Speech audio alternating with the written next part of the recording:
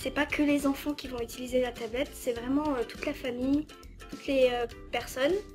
Et du coup, en fait, sur certains objets, ça apporte vraiment des précisions que les personnes n'iraient pas lire sur les cartels. Parce que souvent, une personne ne regarde pas forcément les cartels. Alors que là, la tablette, c'est pas qu'elle l'oblige, elle l'amène à regarder mieux l'objet sous un différent regard.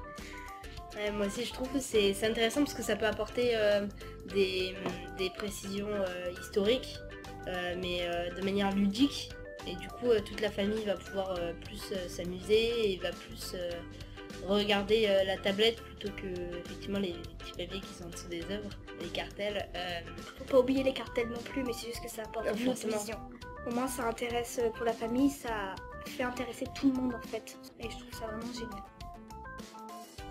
Alors moi je l'ai fait avec mon fils qui a 4 ans, c'est forcément un peu plus difficile parce qu'à 4 ans on a un degré d'attention qui est assez limité, mais il a bien aimé, surtout le côté manipulation, parce que comme tous les enfants de ces générations, de ces nouvelles générations en tout cas, il y a l'envie de manipuler et voilà, moi j'ai trouvé ça assez sympathique.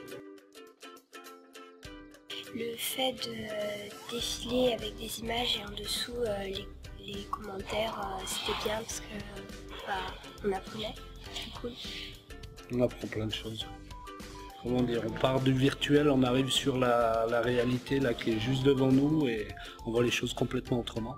Ça fait vraiment un parcours particulier dans le musée avec des choses qu'on voit à côté.